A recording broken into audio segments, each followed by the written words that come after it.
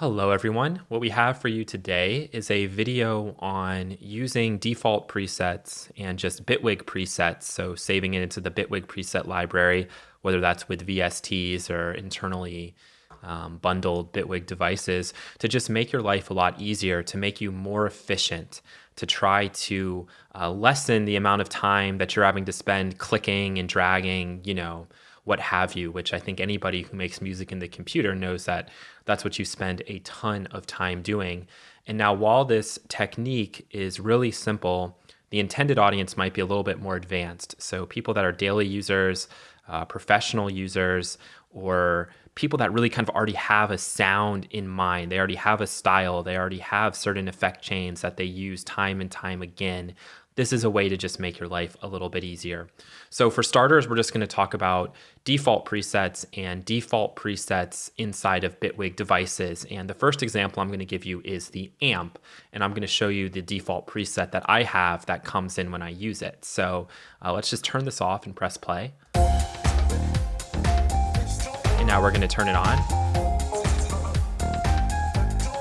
So almost no effect. We might need to turn it down a little bit. There's a little bit of a grinding that's happening even with that drive all the way down, but it's more or less extremely clean and clear. When you bring the amp in by default, it probably isn't like this. It sounds different to the settings that I have here. And the reason why I've set it up this way is honestly, this is the way that I want to start with it if I bring it in. I want to have complete control over every decision from left to right and not be confused about starting in a different place, starting where they defaulted it to, and then not really 100% sure what my moves are doing or what the impact is having. Now, of course, what I'd recommend a lot of times if you're just experimenting and playing around is, once you bring this in, you can still go into your presets and just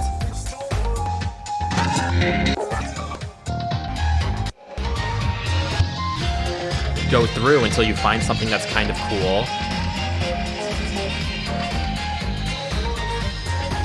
And then mix it into taste, right? You can play with the remote controls or whatever, but for me, that's the way that I like to start with most of the Bitwig devices, especially the ones that when you do bring them on, you can hear a really obvious effect. I like to try to strip it back so then I kind of have a better feel for what I'm actually doing with that device. Now, the next thing we're going to talk about is default presets with VST plugins.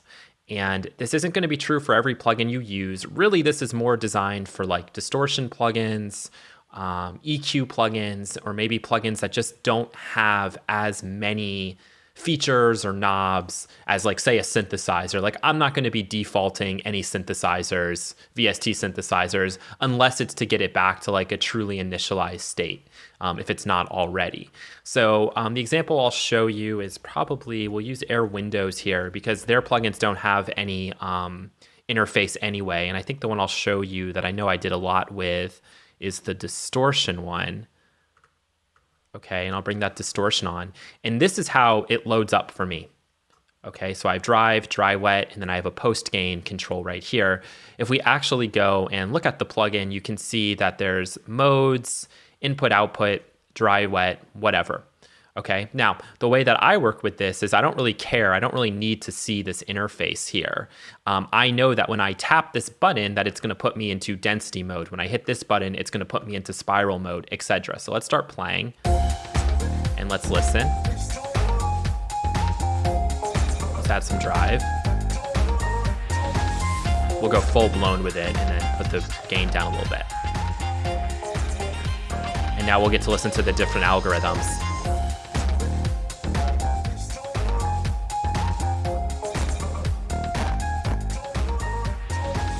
And if nothing's selected, that means we're on density mode. I'm already aware of that, but you may not be. So I usually like Mojo. And of course we'd want to gain match, but that's a quick, easy example of I'm familiar with this interface. I am not a big fan of working with this interface, and I set it up using a variety of what are these called? Modulators, okay? That was the way that I did it. I just used a bunch of buttons and things like that, and this got me to where I want to be, and I only have to worry about one page here. This is pretty much that effect in a nutshell. bing, bang, boom, I'm done. It goes a lot faster than if I was looking at that scrolly page there. And I can give you maybe one more example. Let's use like logical. And I'll explain to you why I do this one a little bit different. So with logical, I actually do bring this up mainly just because I want to see the change and I think I need the audio playing to get this to actually work, to see the change that's occurring to the ratio here, because I know with this plugin that it incorporates different number of stages of compression depending on what the ratio value is. So I do like having it up, but that's really just for ratio, just so I know. But let's listen to this one. And you can see I brought it in defaulted, so that should already almost be having an effect. Okay, so we'll put our ratio a little bit above 4. Now we'll start to bring our threshold down. Try to find a sweet spot. Somewhere in there is nice. And now we can play with speed.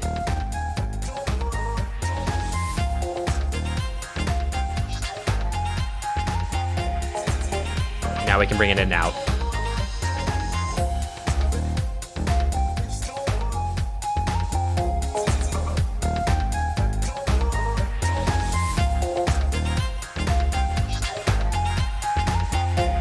Getting those transients to peak out just a little bit harder. This is more designed as a glue compressor, so you're not expecting to hear a big difference, but that would be another example. So now let's move on to like presets, okay? And what I would recommend you do. So Bitwig has gotten to the point now where there is so much. Okay, when we first got it in version 1, it was very easy to tame and very easy to like always know what was going on because there just wasn't that much stuff to it. Obviously, the program has matured, so many more features, but with all those features then starts to become that issue of clutter and being overwhelmed. So for anybody who's more of a pro or people who do music every day and are making effects chains and things like that, my recommendation is that once you get to that stage, past your initial sketch, that you probably want to be sticking into the presets sort of area here. And then what I would do is just search your name. So this is the way that I have it broken up. This is a really basic example, so you can just see what I've done. So I'll just search my name in here. Okay, and now anything I've created is appearing, and then from there, you can still do the collection thing. So for example, in EQ, I have a few of these here. Okay, and I'm gonna show you guys some examples. So normally when I'm mixing or whatever, this is where I always start with, is on all the channels. Well, if I feel like it needs EQ, this is where I start. And by default, this is very different now to what it is if you were just to bring it in. So I already have a high pass filter engaged. I already have a low pass filter engaged. I already have this calibrated to 12 dB on the silky mode. Auto gain is turned on and the display is turned on by default, showing me what's happening on the out. So then from there, I can go in and start to say, okay,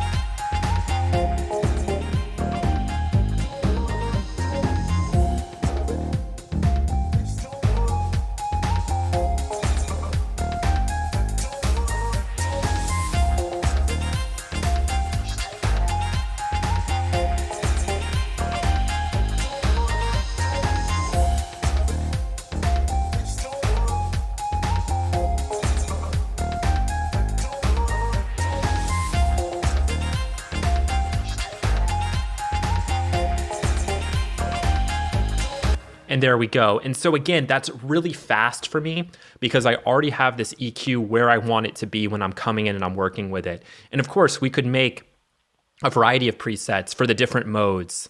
Or if we don't want saturation on, right? It's not just limited to this, but I just want to show you one quick example of something I would do. And then if I brought in a new one, right, it's back to where it was before. So for mixing, this is very valuable, especially if there are EQs or compressors that you prefer to use on every single channel, but you already want to have a couple things set up for you to make your life easier. So that would be one example there. And honestly, that's one of the reasons why so many people use the Fab filter Pro Q3, is just because it's fast. Like you can bring it in, you can click really quickly, you can get your filters, whatever set up. This is sort of a way of doing it with different plugins or even potentially with the built-in Bitwig device to get you ready to go. Another example is this is a free plugin and it sounds really good, but the interface itself is kind of a mess. Now, if you know analog plugins and stuff, you can figure it out, but it takes longer than you'd want it to take. Like when I first bring this up, every time I'm like, well, okay, which ones are controlling which band? And I know it's color coded, but it's still kind of tricky. So with this one, what I've done is I leave the interface up because I still want to see where I'm sweeping around, okay? But at least now I know I have these controls. So I can see, okay, this is related to low frequency. In the middle, it's at 0 or off. To the left, it's gonna go 110. To the right, it's gonna go 80. And that's just because of how this thing is built, okay? It's kind of weird, but whatever. So let's say I want to do a little boost at 80. There it is. Let's say I want to do a little boost at 5K. There it is. Now I want to sweep out anything that sounds a little dirty.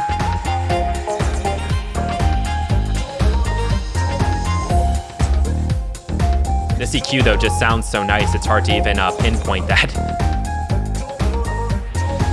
Maybe there, we'll sweep out a little bit. And now we can turn on off. And then I have a second page here controlling drive and trim, but those are two that I wouldn't mind just going up into the plugin and adjusting.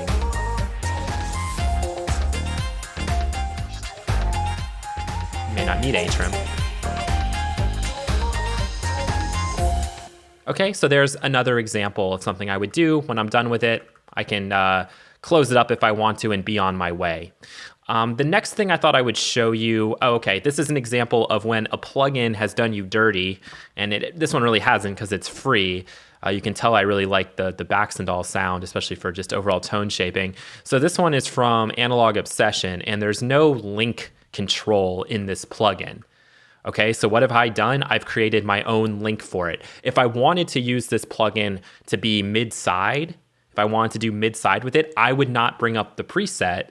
Okay, or if I did, I'd have a different preset already created and I would probably work inside of the plugin itself. But again, I'm looking at this and I'm like, where am I supposed to go?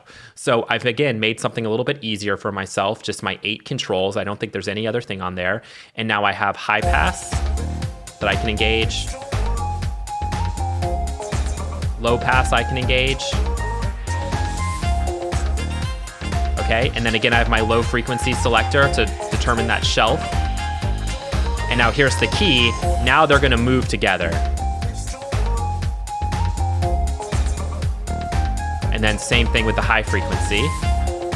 So a little boost at 11K. Awesome. We can turn on the oversampling. And there you go. Okay, so another just quick example where the plugin itself didn't allow for me to do that, but using the modulators, I'm able to now do that. Okay, so one other thing I thought I would show you just quickly. This one is more a feature request that I have, but it's by no means a deal breaker. But if we bring in this slick EQ, this Brit channel. All right, this is honestly something that I have to make a full remote control page for because again, this is just annoying to me. I know how it's working, but it's annoying. I don't want to be broken out of my flow to really have to stare this thing down and figure it out. The one thing that I would love though is that when you use these steps and you go into the hold rate of 0, where then this is determining your selection, what would be awesome would be an option for a button that allows you to cycle through and then make those jumps. So right now it's still a smooth twist of the knob, and that's allowing me to choose those different frequencies. But what I'd really love here is just a button, like a low frequency select button. So with each click, it just jumps around. And there might be a way to do that already. People that are much smarter than me with working with these modulators and using the math one maybe have figured out a solution for that. But for me, this is usually the way that I do it. And then I can go through and pick. But that's just a feature request that I would personally like. I'll probably set up an actual, macro page for this guy here because it's not a horrible sounding plugin, but it is a pain in the butt to work with. Okay, it's a pain in the butt to have to go up here and like, what do these things do? That's the one thing you never want to feel when you're working or you're mixing. You don't want to feel like, what does this do? What does that do? And so, yeah, I just thought I would show you that. And I think we just have one last thing to talk about, and that is with instruments. And this is something that, again, I would like to see implemented. I don't think it's possible though, but let's say here I have Repro 1 factory basses. So I know that I want to use a bass sound, and I know I want to come from this particular plugin. What I can do to speed my life up, make my life a little bit easier, is I can come in, and by default now, this is what the preset's loaded to. It's loaded to the basses, and I have all of these basses built in here. And you can see I've also actually locked this by default, this output. That's usually one thing with this particular plugin. It's usually too loud. I also have by default turned high quality on. The issue is it does not know where it's at. So when I click this next one, it's not going to go to the next preset like I'd want it to, because what I'd really love is to be able to bring this up, have it on the synth page, and then just be able to start scanning through the bass presets. But what's going to happen when I click this is it's going to go into the initialized state, which is what I don't want. So one workaround, and again, I don't like workarounds, but one workaround for plugins that have a preset browser that looks like that is I can bring it in, and now the first thing I'm going to do is just double click, now go into synth mode.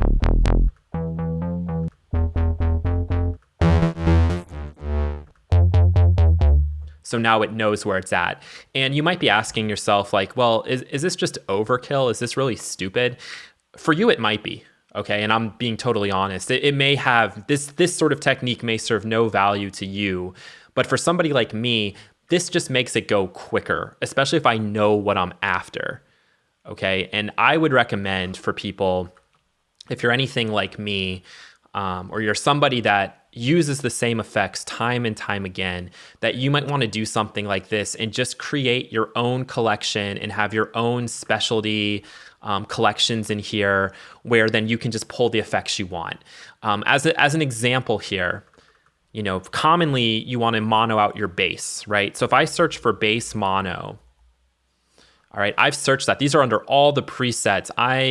Whoa, there's a ton because I searched bass, right? And then I have two examples that are like a mono bass. So I might just bring this one in real quick. And I'm looking at it and it's doing the effect that I want it to do. But when I see it come up like this, I'm honestly confused a little bit. Okay, I could figure it out obviously, but for me personally, what I would want is something that's just much more utility, much quicker to work with. And so for me, and again, you'll be different. That might be perfect for you. What I would do is I would pull up a multiband. Okay, and again, we're going to put our tool device in here. And we'll go ahead and set that width all the way down to 0 for the one in the mono. And I'm just going to set this at like 200 by default. Okay, and now I don't need to see the tool. Is it possible for me? There we go. That's what I wanted to do. And now for me, all I would really want control over is this. To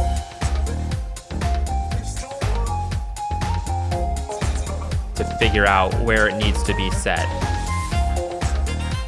And now you might be asking yourself, well, like, would it be quicker to set something up in here? And actually, if I was using this, I would not even really want that device page, to be honest. But actually, maybe that is all I really want. Yeah, it is. I take it back. So I might actually just rename this to crossover or bass mono freak. Bass freak. Trying to think of the right name for it. No, see, I'm just going to use bass frequency because I don't want it to be scrolling on to something else.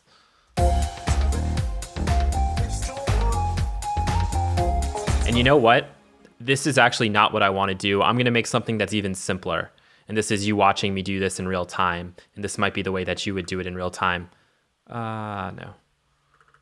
Okay, so what I would do is actually instead, I believe I would create a macro control so that all I see is one knob when I bring this effect up so that it's quicker and easier for me. Okay, we could set it the full way. In case you want to just make your whole signal mono, you could do that too. And now what you're also going to be doing is you're going to be setting this by ear instead of being tricked maybe by what you're seeing on the screen. So now what I can do is I can close the whole thing up.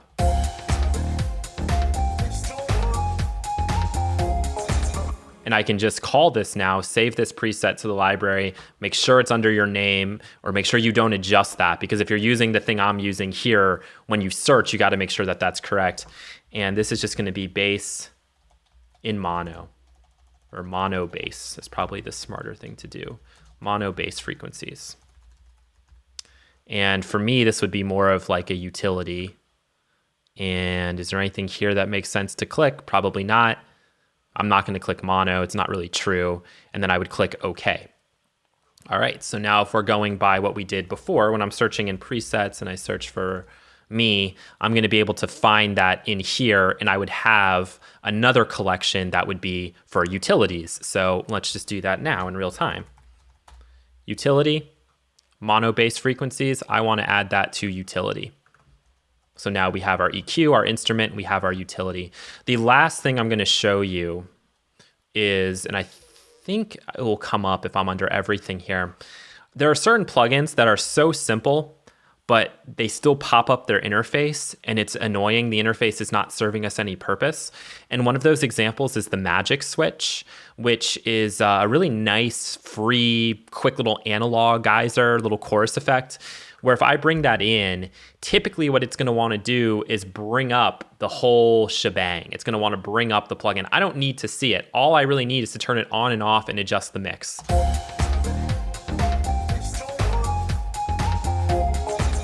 And so the way you achieve that, if you have a plugin like this, is that you want to actually put it into a chain.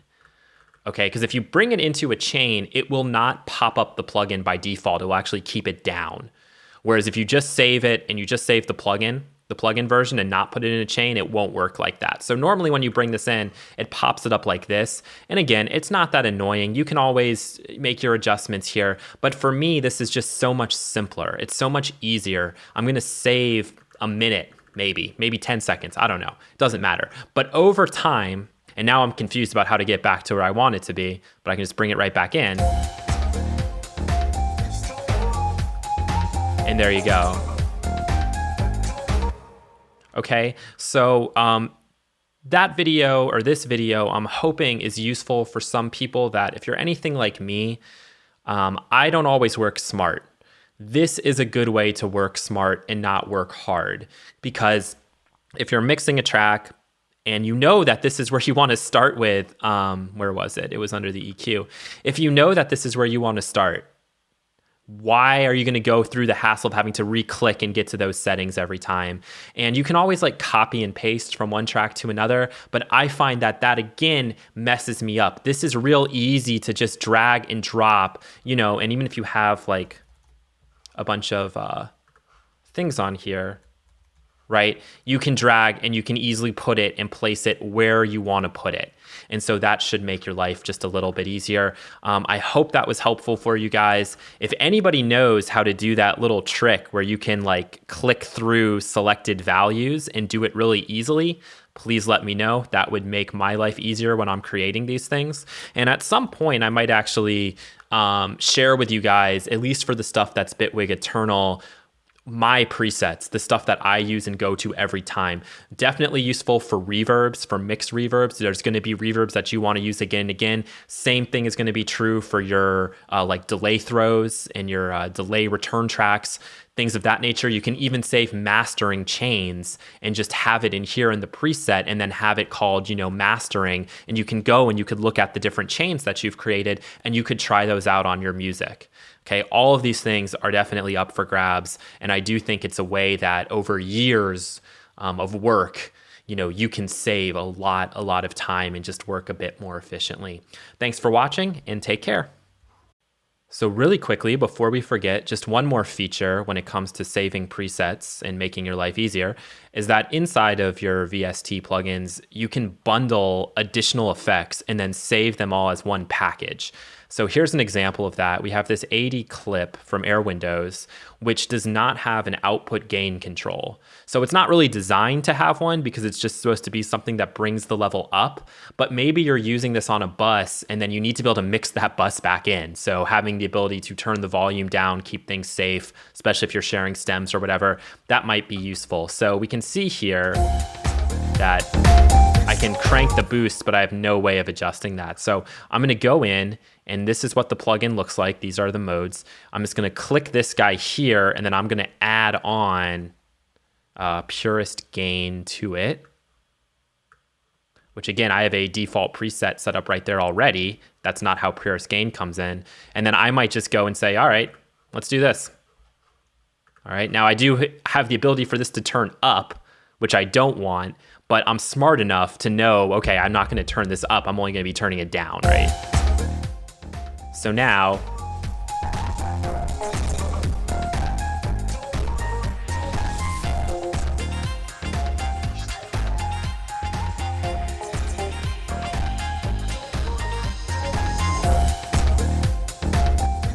when we absolutely slam it, we at least have an output gain control that we can work with, where by default the plugin didn't have that. So maybe this would actually be the way that I'd want to save this as my default. Let me just make sure that I close everything down. I don't want to see the interface. I don't need it. I can go right click, save this as the default preset, or I could save this preset to my library. In this case, we'll just save it as the default preset. And now the next time I bring that guy in, it's got that bundled in for me. All right. Now we're officially done.